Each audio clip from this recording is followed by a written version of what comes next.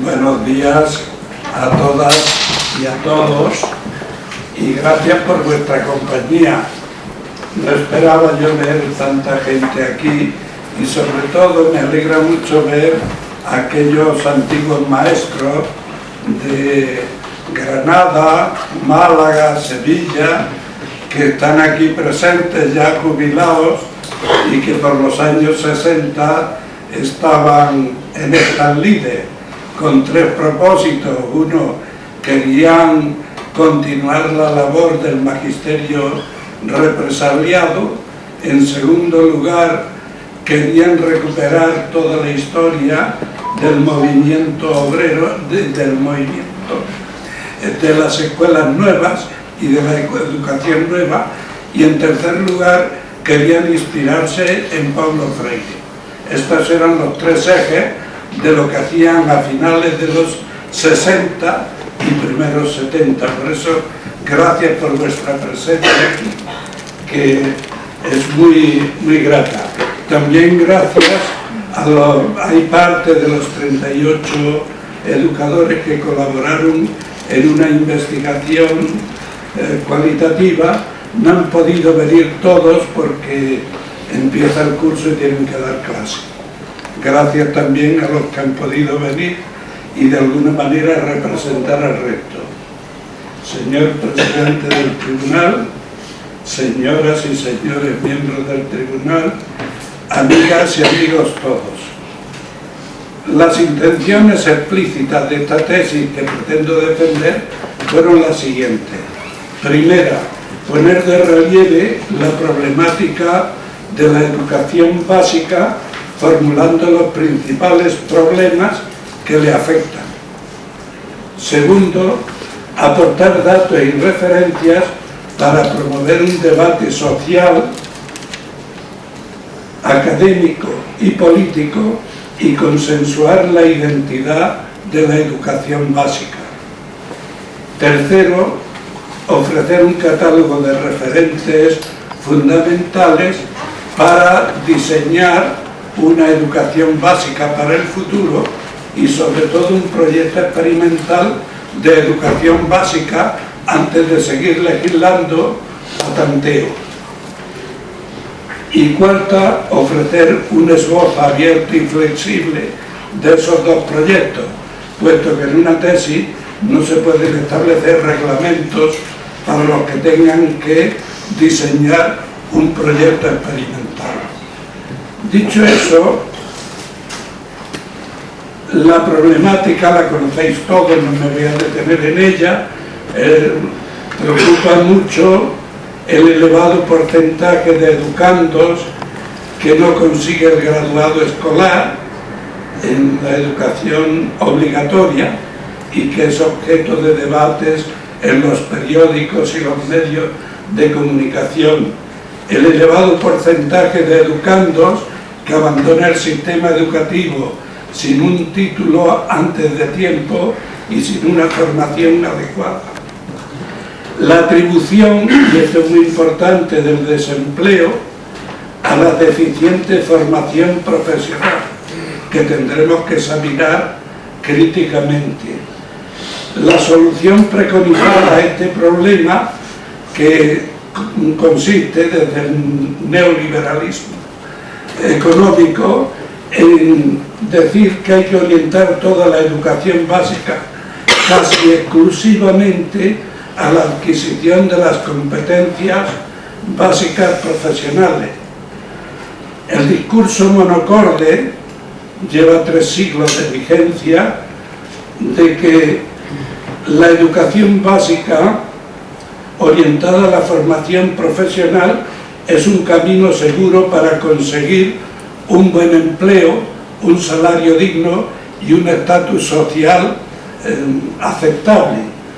La experiencia contraria de miles de familias y miles de estudiantes que, teniendo una educación básica aceptable o excelente, con formación profesional y con títulos académicos superiores, que no encuentran trabajo y terminan como camareros temporales, vendedores en las campañas de rebajas, peones de albañil, vendimiadores temporeros en Francia, emigrantes por todo el mundo buscando trabajo.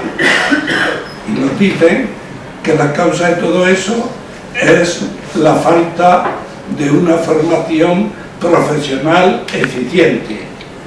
Luego los que han perdido las becas de investigación y no pueden seguir con sus proyectos. Supongo que no será por falta de una deficiente formación profesional, porque si estaban en programas de investigación no se entiende que hayan tenido que dejarlos y dedicarse a otra cosa. Bueno, visto esto, la primera necesidad que yo planteo a lo largo de toda la tesis, de múltiples maneras, es la necesidad de desenmascarar los sofismas del neoliberalismo capitalista, que atribuye la falta de empleo a esto.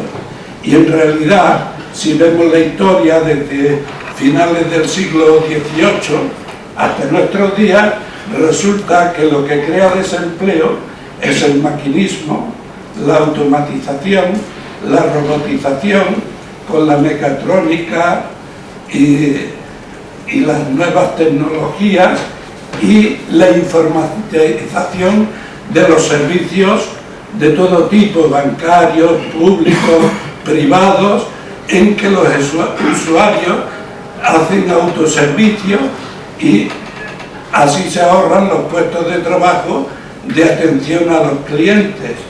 Esto es lo que ocurre. No es que a principios del siglo XX hubo un momento en que en algunos países avanzados el sistema necesitaba casi el 90% de la población activa para funcionar, pero introduciendo todos estos mecanismos han logrado reducir ese 90% de necesidad de mano de obra a un 20%, un 5% para los altos ejecutivos y un 15% para los técnicos medios, porque con el 20% declararon ellos que se consideran la élite mundial en el encuentro que organizó la organización Gorbachev en el Hotel Fairmont de San Francisco. Declararon allí que con el 20% de la población activa podría funcionar la economía mundial. Y eso aceptado al comienzo de la reunión, dedicaron toda la reunión a ver qué podían hacer ellos, que eran la élite mundial, para garantizar la gobernabilidad del 80% sobrante. Y el 80% sobrante no era por casualidad, sino por el maquinismo, la automatización, la robotización y la informatización. No es que la habían declarado o la habían hecho innecesaria. Esta es la situación que tenemos. Yo no me puedo extender más en esto, pero parece que es importante. Todo esto habría que plantearse problemas muy gordos. Por ejemplo, ¿es justo que una tecnología que crea desempleo en esas magnitudes no tenga fuertes impuestos para la seguridad social y para los servicios sociales? Habría que estudiarlo y discutirlo desde un punto de vista ético. Pero los que están detrás de esto, eso que llaman el Banco Mundial, el Fondo Monetario Internacional, la OCDE, que no son organismos internacionales, como dicen en las tertulias, sino que son clubes privados con derechos de admisión restringidos. Y desde ahí gobiernan la economía del mundo. Y entonces esta gente programa todo eso y quiere, pues, tener mano de obra barata. La tercera causa importante, aparte de esto que digo, es lo que llaman deslocalización de empresas. Una vez que se han incorporado los saberes profesionales a las máquinas, pues se puede uno llevar la empresa a cualquier sitio y con unos técnicos de mantenimiento y unos comerciales que sepan idioma, se arregla todo y con poco coste, porque para darle a un botón no hace falta mucha formación profesional, pueden producir en otros países con menos coste y aumentar los beneficios.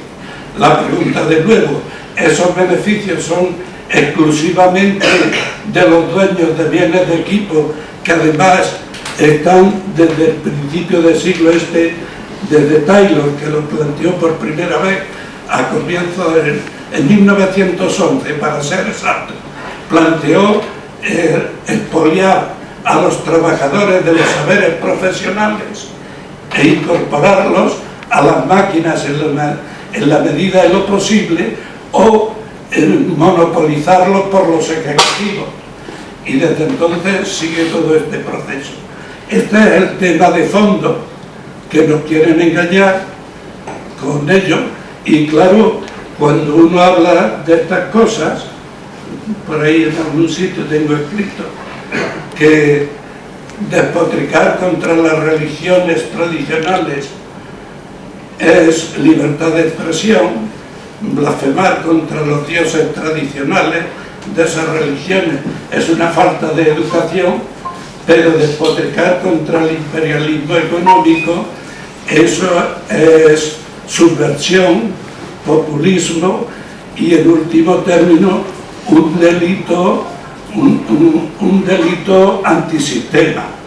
Entonces son la libertad de expresión, dos pesos, dos medidas para dos cosas. Critican el populismo, pero la fábrica del populismo es el elitismo explotador que defienden estas minorías de magnates. Todo esto es lo que está detrás cuando yo hablo de la problemática de fondo de la educación básica.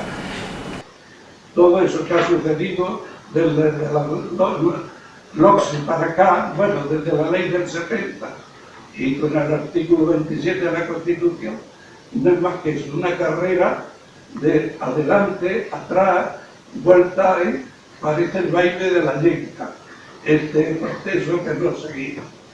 Bien, la segunda actitud que yo propugno es que hay que calmar los ánimos, que están bastante elevados, y no parar en seco ni el funcionamiento de la LOMCE, ni tampoco acelerarlo.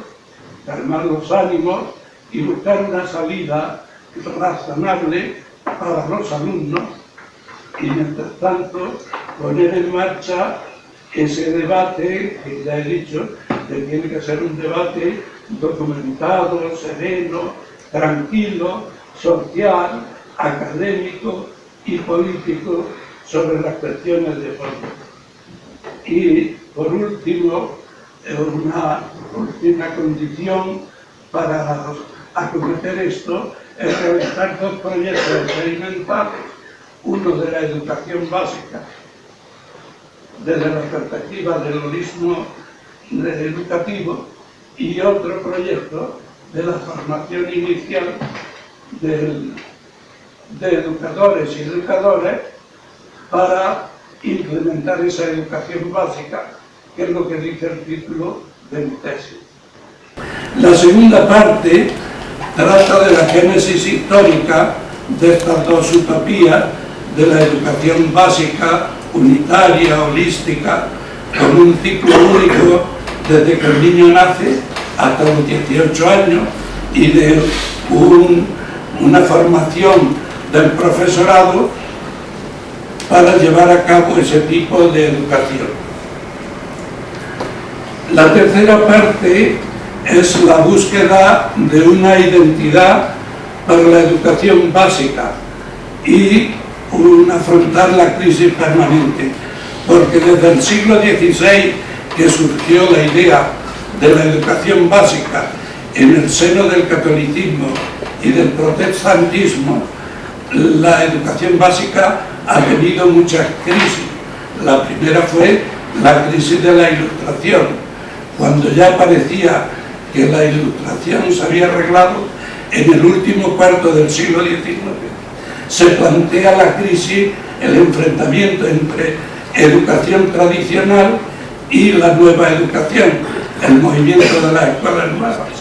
Y cuando después del 1945 parecía que todo estaba arreglado, ya por el 54 empezaron a discutirse una serie de dilemas y se fueron poniendo en circulación cantidad de teorías críticas y postcríticas de la educación que terminaron con la crisis de los años 60, en mayo del 68, y todo lo que fue la reacción del neoliberalismo en la convención de la trilateral en Kioto en mayo de 1995. La historia no empezó con la LOCSE, como digo, sino mucho antes. La LOCSE es un episodio. Bien, la tercera parte, insisto en la búsqueda de la identidad y planteo dos cosas. Como conocéis todos, ahí tenemos la novela en que Frankenstein de Mary Shelley es el protagonista. Yo digo que Frankenstein, recientemente Rubalcaba ha hecho uso de ello para hablar del conglomerado de partidos. Antes de que él hiciera eso, yo lo había escrito en la tesis, que el currículum de asignaturas que tenemos pues está hecho con digamos, con los cadáveres de la ciencia correspondientes, y es un revoltijo bastante complicado.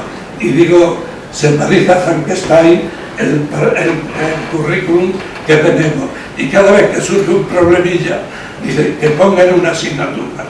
Bien, la otra comparación es la novela aquella de ¿cómo se llama?, de Jekyll y Mr. Hyde, que claro tiene una doble personalidad. En la educación básica hay una doble identidad: el holismo educativo y el instruccionismo educativo. Y con la unificación de los sistemas duales, lo que se ha producido es un sincretismo caótico que trae de cabeza a los investigadores, a los formadores de educadores y a los educadores de base. Porque claro, no casa nada con nada, todo es contradictorio. Y la cuarta parte es una utopía de la educación básica, y la quinta una utopía de la formación inicial. Entonces vamos a entrar un poco en la cuarta parte. Lo primero planteo ahí, no lo voy a contar, un catálogo de los referentes fundamentales para elaborar esa utopía de la educación básica. Desarrollo 12 referentes fundamentales que por el tiempo no se puede aquí hablar de ello. Segundo, un debate imprescindible sobre 5 dilemas, y vamos a poner ahí aquí uno de los autores, dos amigos míos de tiempo inmemorial también, Domingo y Chipola. Chipola se dedica a los cómics y cosas de esas. Domingo es pintor, ha hecho exposiciones en Viena, está por aquí. Chipola no ha venido porque tenían plataforma antidesahucios hoy, y él es activista. Bueno, pues, pero ellos dos han representado gráficamente esos dilemas, como veis ahí en la pantalla. Primer dilema: el instruccionismo intelectualista, enciclopédico, tecnocrático, tecnológico, orientado a la reproducción del sistema social, económico y jurídico político vigente. Veis el chaval ahí instruyéndose con los ordenadores, las máquinas, los apuntes, las fotocopias. En el otro lado está el holismo educativo, educación integral, ético crítico, personalista, democrático y democratizador, orientado a la transformación del sistema educativo. ¿Veis cómo están discutiendo los chavales buscando alternativas? El segundo dilema, veis que plantea ahí la politeia, uso palabras griegas para que no me las usen como suelen usarlas, tergiversando su sentido. La politeia, actividad política, y la paideia, actividad educadora, al servicio de las plutocracias nacionales y de la plutocracia mundial. No hablo de capitalismo, pero eso significa que en el mundo mandan los que no han sido elegidos, son los plutócratas, y entonces todos los demás estamos a su servicio. Los grandes instrumentos son el Banco Mundial, que ha convertido los derechos en servicios que se pueden comercializar, los derechos humanos, el derecho a la salud, el derecho a la vivienda, el derecho a la educación. El Fondo Monetario Internacional, la OCDE, que surgió como alternativa a la UNESCO, porque la UNESCO se resistía a aceptar el planteamiento de la educación como inversión rentable.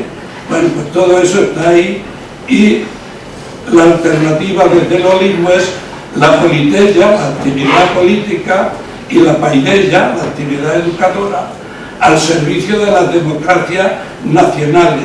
Y pongo democracias cívicas, porque entiendo que la democracia debe funcionar en todos los grupos humanos y en todas las instituciones, por ejemplo, en la familia, porque la familia está muchas veces anclada en el derecho romano de que el pater familia tenía el derecho absoluto sobre los hijos, y en otros sitios donde llevaban los hijos que habían nacido con defectos a despeñarlos.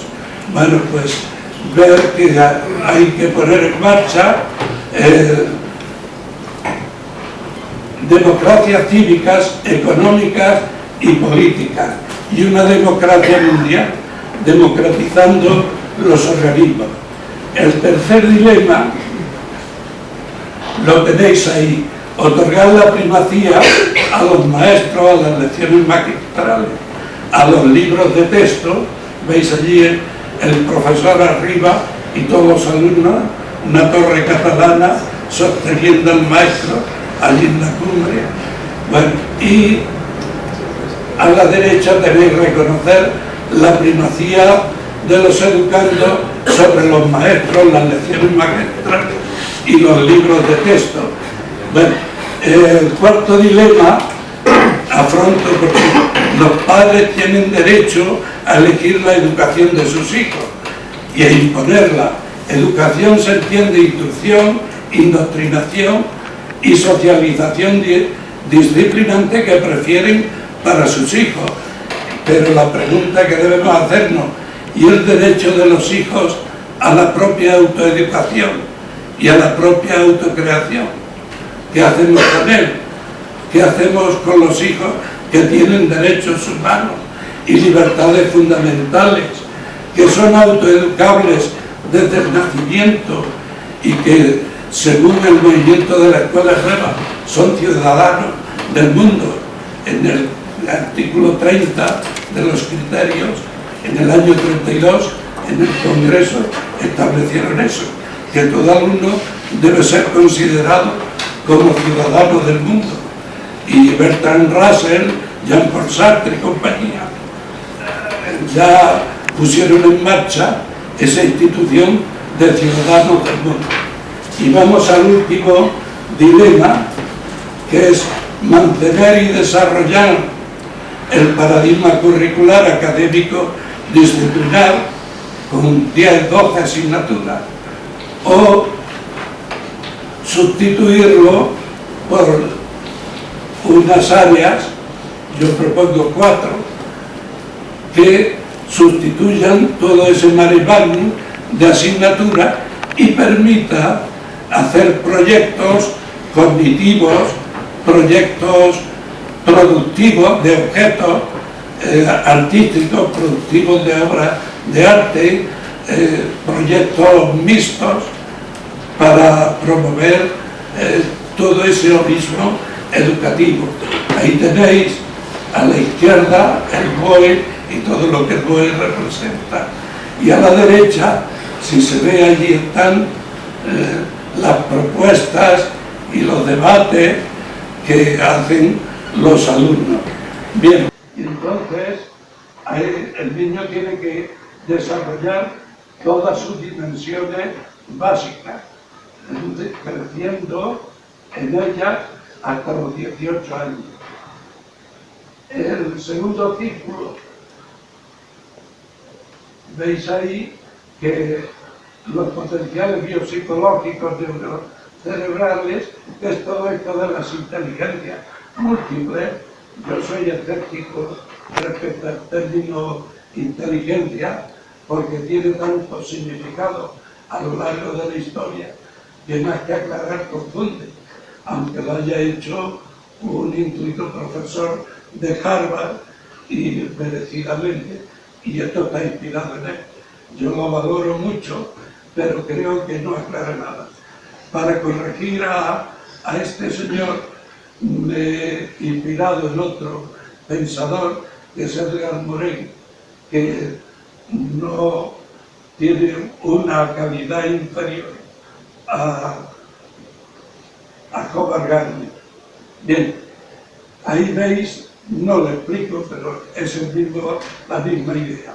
Una educación es un ciclo único educativo desde que nacen, porque los niños empiezan, el día que nacen, empiezan aprendiendo inconscientemente.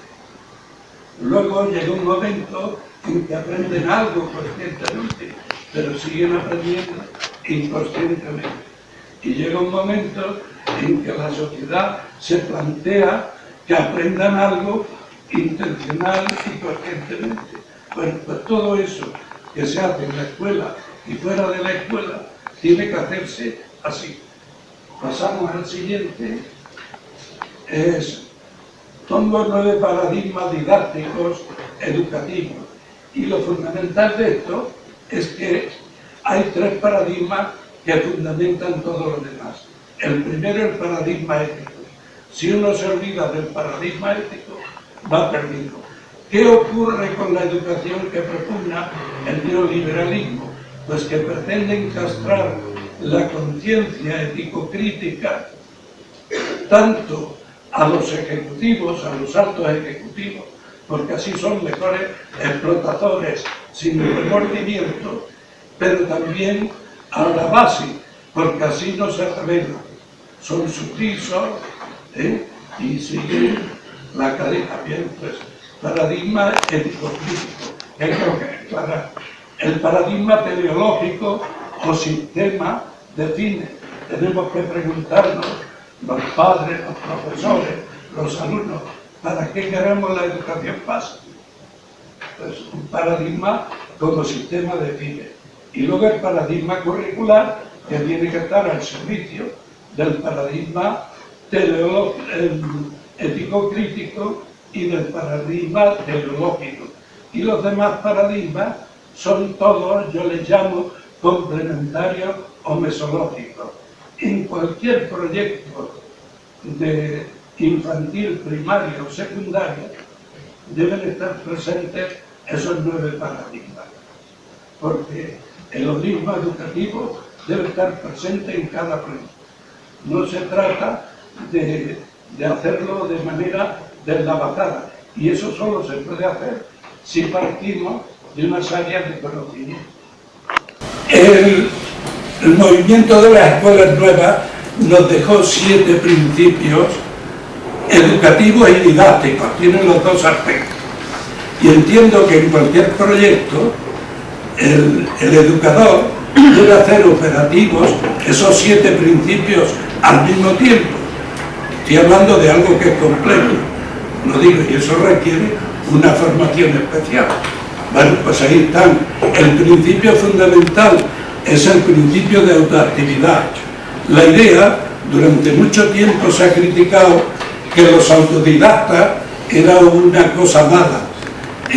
Lo que planteó la escuela nueva es convertir a cada educando en un autodidacta, capaz de seguir aprendiendo hasta 2 horas después de muerto. Entonces, esto de lo que se trata es de que la gente aprenda eso que decimos, aprender a aprender, es que sean autodidactas, que no necesiten maestros, ni programas informáticos, ni pagar a las editoriales educativas. Todo eso habría que anularlo. Y solo se hace si se trabaja haciendo autodidacta, autoactividad, autoaprendizaje. Pero el aprendizaje, aparte de todo lo que dice ahí, principio de individuación del aprendizaje, tiene que ser a la medida de cada uno. El principio de socialización y aprendizaje cooperativo, nunca aprende uno solo, hay que cooperar. Principio de globalización del aprendizaje, de Crowley, todo tiene que estar integrado. Principio de participación y socialización democrática.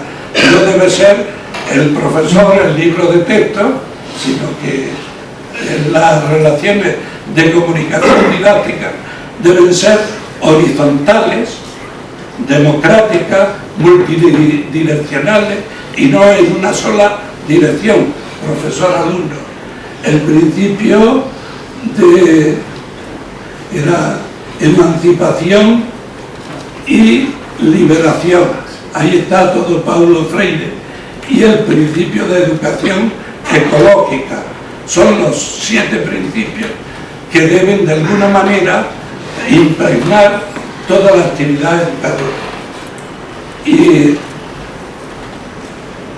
hay sugerencias para elaborar y realizar un proyecto experimental de formación inicial de un cuerpo único de educadores y educadoras para esto.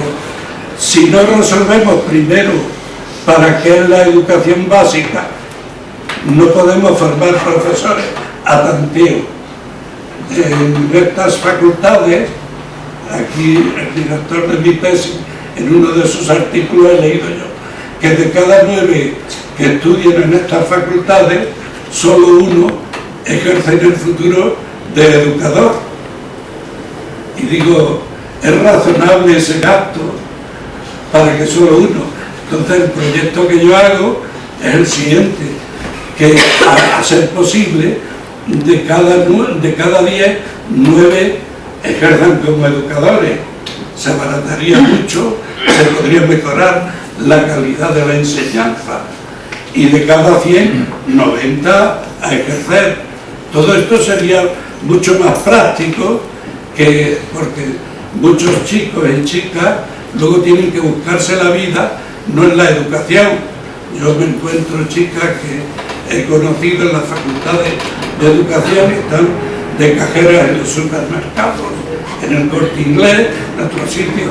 Entiendo que eso no es razonable, pero claro, eso no lo puede resolver una persona sola. Bien,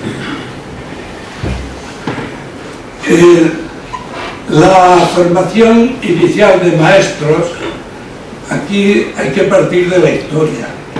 Empezó el año 1843 y, bueno, se fue reformando. En 1914 empezó, digamos, una decisión fuerte que luego volvió atrás después de la guerra, sobre todo con la ley de educación primaria del 45, que abolió la necesidad del bachillerato para ser maestro, pero que entre el 40 y el 45 los maestros eran los alféreces provisionales, los sacristanes, la hermana del policía y cualquiera que supiera leer y fuera a dictar régimen. No hacía falta formación. Todos los represaliados fueron sustituidos de esa manera. En el 45 se oficializó la cosa, suprimiendo la necesidad de bachillerato. En el 1963 empezó a arreglarse la cosa y se exigió el bachillerato elemental de Ruiz Jiménez. Supongo que por aquí habrá algunos de aquellos maestros que accedieron al magisterio con el bachillerato elemental de Ruiz Jiménez. Bien, luego ya con la ley del 70, en el 78, después de muchos avatares, se logró que se exigiera el BUP, pero eso tampoco duró mucho tiempo.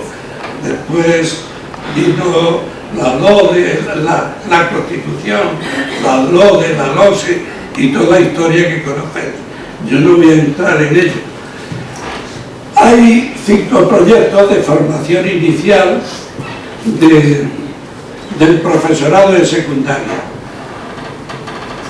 El primero de ellos, que fue en la época de 1850, una escuela de filosofía para formar profesores de secundaria. Y estuvo aquello bien. Todo eso se suprimió en 1852 con el gabinete de Bravo Murillo. Yo supongo que le han dedicado esa calle tan larga en Madrid por eso, y porque se debía, lo decía en sus discursos, es que España lo que necesitaba eran bueyes que araran, no gente instruida. Bueno, después de toda esa historia, la Institución Libre de Enseñanza, desde el año 1878 hasta 1918, fue gestando lo que se llamaban los institutos escuela. Primero lo experimentó en su escuela de Madrid y después logró que se fueran extendiendo. En la época de la República se multiplicaron Barcelona, Valencia, Sevilla, Gijón. Bien, no sigo por ahí porque sería muy largo. Bueno, en la época de la Reforma, en torno a la LOSE, se planteó lo que se llamaba la formación, el grupo de los 15, que proponían que hubiera un primer ciclo de 3 años de especialidad, pensando no en el holismo educativo, sino en el instruccionismo, y luego 2 años de formación pedagógica. Pero dicen que lo rechazaron, y hay 2 interpretaciones. Una, la de Marchesi, muy correcto él, que dice que era para no privar a los alumnos de la doble salida, y otra, la que da Puelles, que era, en esa época era cargo directivo, dice no, lo que pasó que los rectores de las universidades querían que sus alumnos tuvieran 2 salidas profesionales, una pedagógica y otra no pedagógica. Fracasó. Luego se inventó con la LOSE, el curso de formación pedagógica, que algunos sí se inventar, pero poquita cosa. Después la LOCE inventó lo del TED, que era el título de educación, no me acuerdo, de educación didáctica, no sé qué, certificado de... Y luego pues tampoco se aplicó. Cada vez que esto se suspendía, se rehabilitaba el antiguo CAC del año 63. Y así hemos llegado hasta la 11. En 1908 las universidades advirtieron que el curso 1908-1909 era el último curso que se podía aplicar el CAC, pero todavía andamos perdidos por la convergencia con Polonia, la LOMCE y todo eso. Bien, bueno, pues con todo eso, así hemos ido avanzando. Mi propuesta es que, para lograr eso que decía, que 9 de cada 10 ser educadores, es partir de una selección previa con número clausus. Para el proyecto experimental yo proponía 2 promociones